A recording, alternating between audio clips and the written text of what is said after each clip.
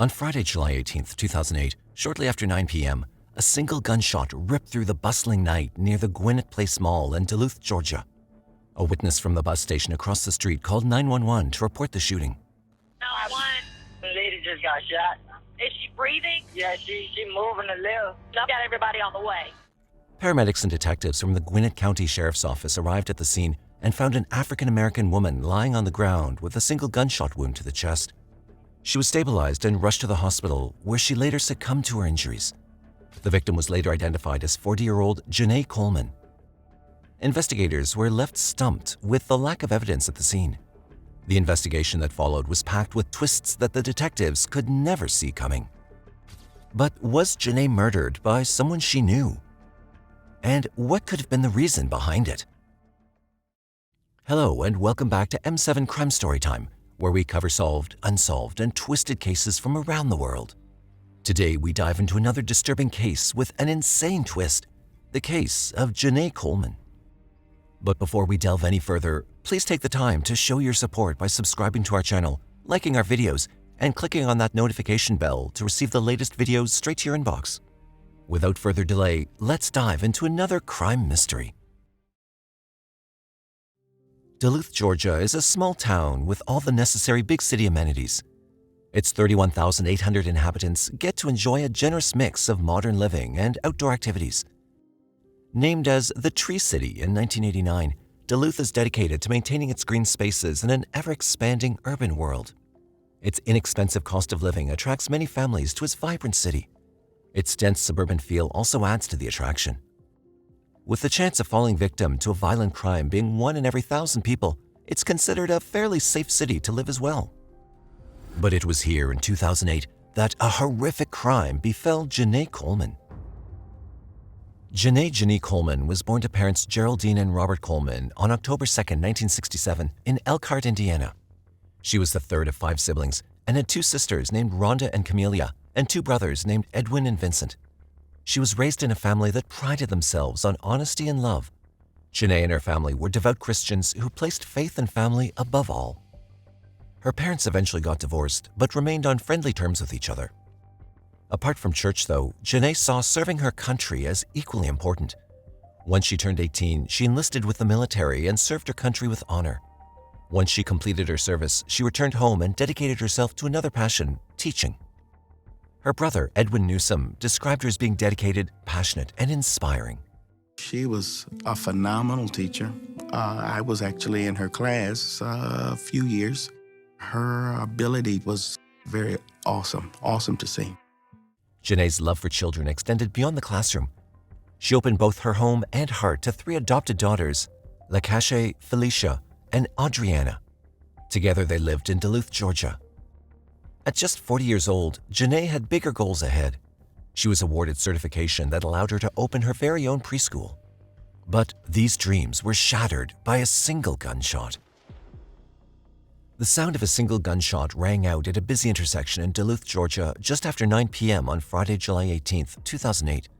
Witnesses from the bus station across the road from the Gwinnett Place Mall watched as an African-American man pulled a woman from a car and dumped her on the ground before speeding off. One of the witnesses made a call to 911 as others tried to assist the woman. 911. We gotta go in that mall. The lady just got shot. Where at it? Gwinnett Place Mall. Where the bus station's at. Is she breathing, conscious and alert? Yeah, she moving a little. Did you see where the person is that did it? Yeah, he was in a car, but he pulled off. It was like a beige tongue. She was still breathing, but barely conscious. Paramedics arrived at the scene first and stabilized the woman. Detectives followed soon after and cordoned off the crime scene. A quick search of the immediate area and the victim yielded no identification, and no one present at the scene recognized her. She was rushed to the Gwinnett Medical Center as investigators asked questions to those who witnessed the crime. From the bus driver, they learned that an African-American man had approached the woman who was seated in a gold-colored car. The bus driver said she watched as he placed his hand on the driver's door, leaned in, and began talking to the woman. She then heard a loud popping sound and watched as he pulled the victim from the car before dumping her on the pavement. He then drove off in her car. She provided detectives with one more vital detail. The man had been wearing a white t-shirt with green sleeves. Leading the investigation was Detective Damian Cruz from the Gwinnett County Police Department. As he walked around the scene looking for answers, he received some bad news. The victim had passed away during surgery. She was pronounced dead about 10 minutes into the surgery. The suspected carjacking scenario had turned into a homicide. They needed to work fast if they wanted to find the killer. Looking around the area, Detective Cruz was surprised by the brazen behavior of the shooter. It was a fairly busy area, particularly with the bus station nearby. There's a mall maybe 300 feet away from there. There's a convenience store across the street. We're talking at a bus station, not just a stop. He sent his team of detectives to speak with managers at the nearby restaurants and convenience stores to ask them if they noticed a quarrel between a man and woman. He believed the shooting may have occurred after a fight between the two, and that could explain the motive. All queries came back without any new leads. No one had noticed the man or woman before the shooting took place. 6 hours later, one of his questions was finally answered. While still at the crime scene, detectives received a report from the station. A woman named Genai Coleman reported her sister Genai Coleman missing. She reported that her sister often waited near the Gwinnett Place Mall before going to pick up her eldest daughter from work. That night, however, she failed to pick up her daughter and hadn't returned home. She then went on to give a general description of Genai and the car she was driving. Detective Cruz knew immediately that Genai Coleman was their victim. Detective Cruz knew he needed to speak to Camelia face-to-face. He believed that speaking with her family might just bring them the answers they needed to solve the mystery of her murder. Detective Cruz paid Camelia a visit in the early morning hours of July 19, 2008. When the detective explained what had happened to Genai, Camelia shut down, unable to process the entire incident. I just never thought that we would not grow old together. She was only 40 years old, and she was already gone. So it was hard. After some time, she was able to calm down enough to answer the detective's questions. It baffled Camelia as to why someone would shoot her sister. She explained to detectives that Genai had no enemies or bad blood with anyone in the city. For Detective Cruz and his team, the investigation simply got more and more complicated. The crime scene was already devoid of any evidence, and they had no idea where Genai's car was. The investigation team believed their best hope was to get hold of the car, and maybe evidence from there could lead them to the killer. Detective Cruz had already placed a trace on Genai's number plate, but nothing had come up. Just as he was about to lose all hope after questioning Camelia, he received some welcome news. Genai's gold Dodge Stratus was found 40 miles from the initial crime scene on July 19, 2008. An off-duty officer noticed the car parked in a dark shopping center. He then saw men walking away from the car and talking loudly on his cell phone. The officer told the man that he couldn't park in that spot. Distractedly, the man returned to the car and drove off. To the officer, the man's behavior seemed strange. It was what prompted him to run the license plate through the system and make the report. His behavior seemed strange to the officer, so the officer ran the tag. For Detective Cruz and his team, the officer's instincts had just paid off. Genai's car was again found just 2 miles away from where it was first located. It had been haphazardly parked, as if abandoned in a hurry. Now, Cruz hoped to find something of use in the car that could lead him towards the killer. The car was taken in for testing to the crime lab, and with help from the forensic team, they were able to find enough evidence to help solve the case. Well-preserved fingerprints were lifted from the exterior of the driver's side door. More fingerprints were found on the driver's door handle. Luck was on the side of the investigation team. In an act of providence, a cigarette butt was discovered inside the car under the driver's seat. In interviewing Genai's family, detectives came to learn that she never smoked or allowed anyone to smoke in her car.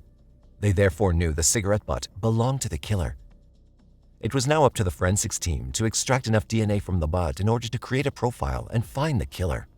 It turned out that there was more than enough to begin testing. But the investigation was about to hit a snag with the DNA profile.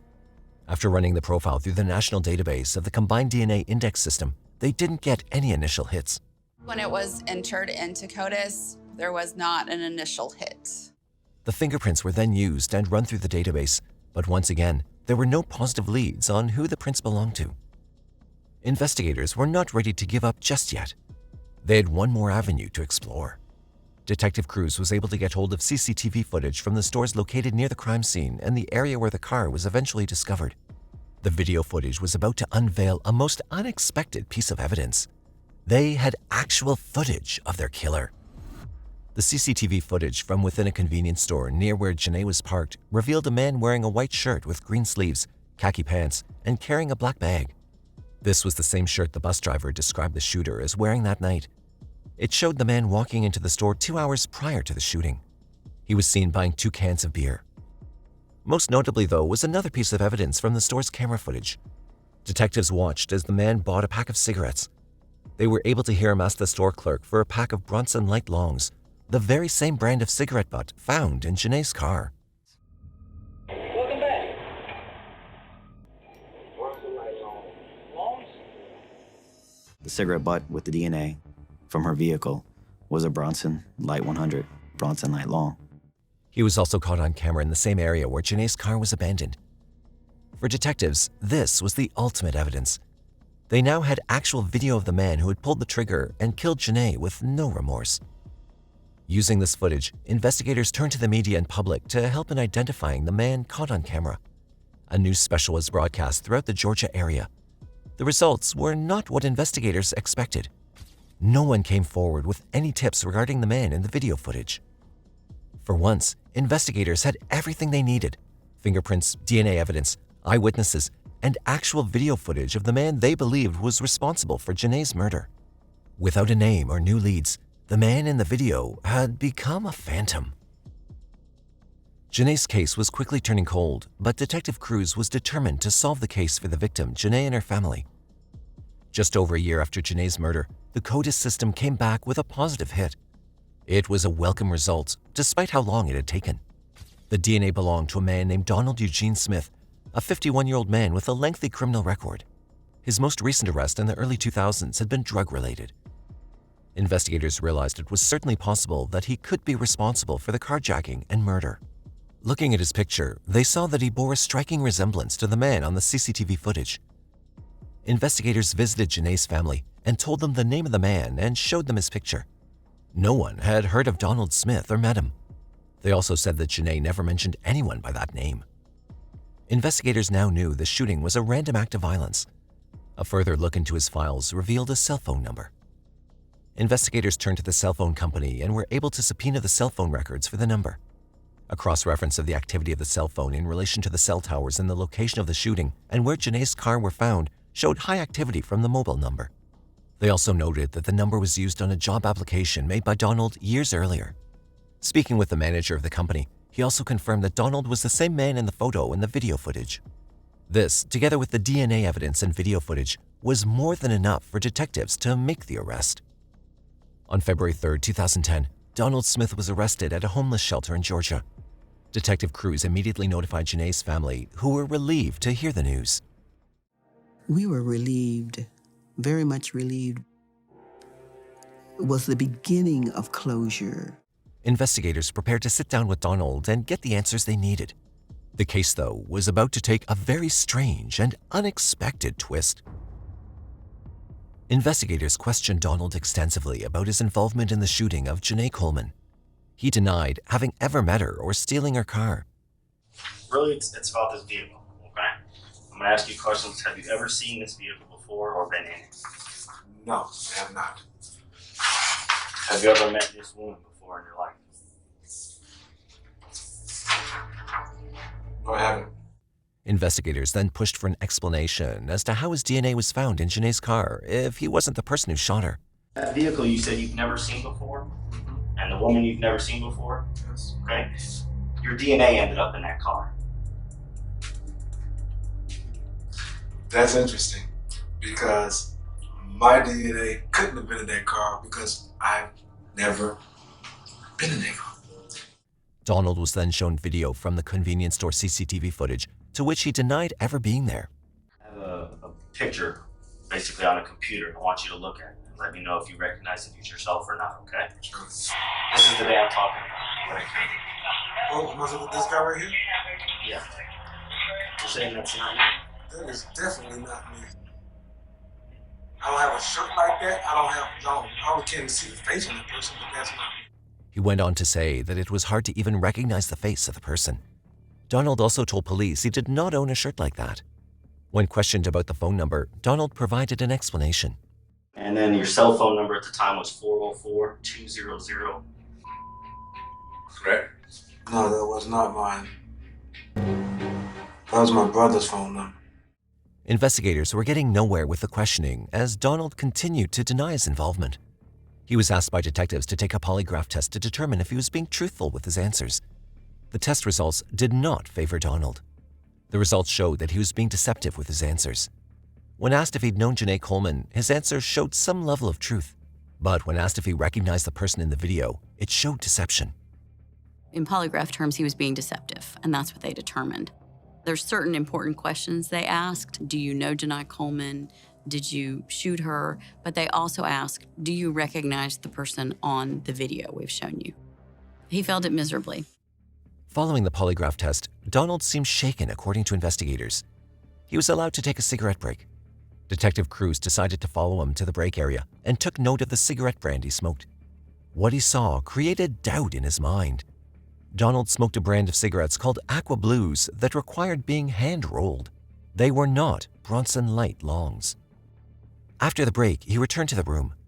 Donald spoke calmly and explained a scientific theory that was about to blow the entire case wide open. DNA is split between 10 twins. It's indistinguishable. They share DNA, identical twins.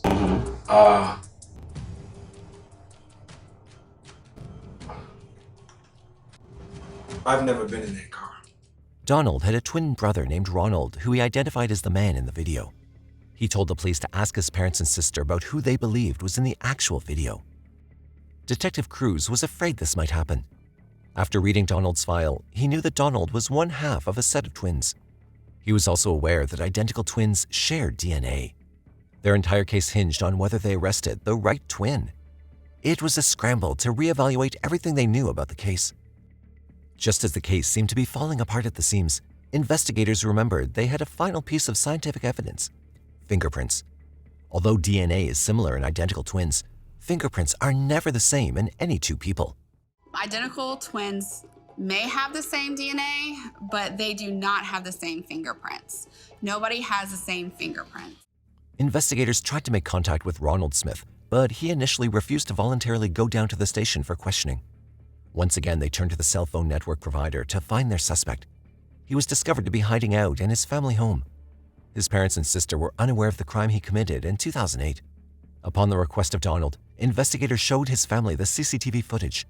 All three agreed that the person was in fact Ronald and not Donald, based on his walk and style of dressing. Ronald was arrested on February 5, 2010, and taken to the station where he was questioned about Genai Coleman and the evening of the shooting. Donald, however, had not been released as investigators did not want to take any chances in case they were playing a game. Several things had somehow started to paint a clearer picture. The cell phone used by Ronald was the very same used by the killer at both crime scenes. The cigarettes that Ronald smoked were the same found in Genai's car. And finally, the fingerprints found on the car were a perfect match to Ronald Smith. Ronald Smith's print matches the print that was recovered from the car. Now, all they needed was a confession. First, detectives began by presenting the evidence they had on Ronald. This is it. After we conclude here in the next few minutes, you'll be taken over to the county jail. And the next time that you see Detective Cruz will be in the preliminary hearing. He will present everything he has on the case, which is overwhelming. I mean, video, DNA, prints, phone records. When that didn't work, they tried the emotional approach and asked him why he'd shot Genai Coleman. This is the woman, okay? Her name was Genai, okay? She had 3 adopted children.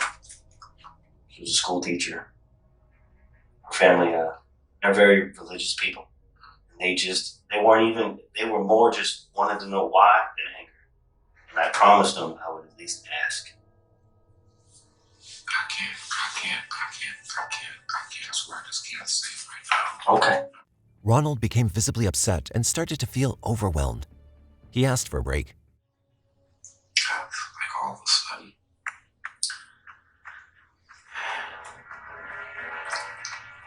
this is like all of a sudden on me. And I want to say something. Can I use the bathroom? Okay. Smoke 1 cigarette. Okay. And come back and talk. He was left alone with Genai's photo in the interrogation room as detectives watched him from the other side of the one-way mirror. Detective Cruz said in interviews afterward that Ronald began to look at Genai's photo and apologize for what he'd done. After the break, detectives returned and turned the camera away from Ronald to ease the pressure on him. He then made a candid confession. Guilty. I don't know why. It was an accident. There was a hair trigger. I set out to take a car. Something I'd done before when I was way younger.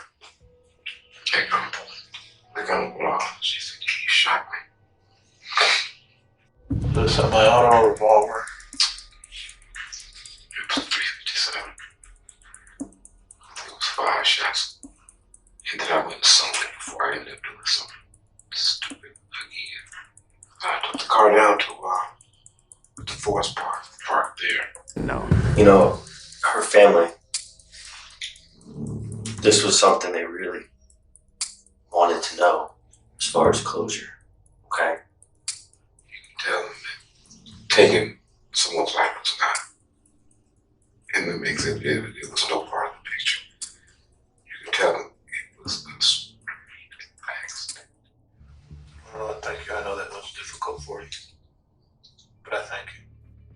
Ronald was arrested for Genai Coleman's murder on February 6, 2010.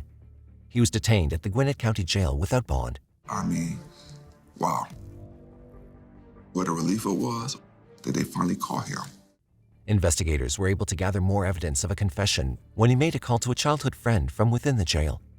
On the call, which was recorded, Ronald told the childhood friend, among other things, that someone had died about a year and a half ago at his hands. Although the call could not be used as evidence, for investigators, it gave them hope that they finally caught their killer. His twin brother Donald was released and allowed to return to his family without any charges. With Ronald's confession, detectives and prosecutors had everything they needed to move forward with the case.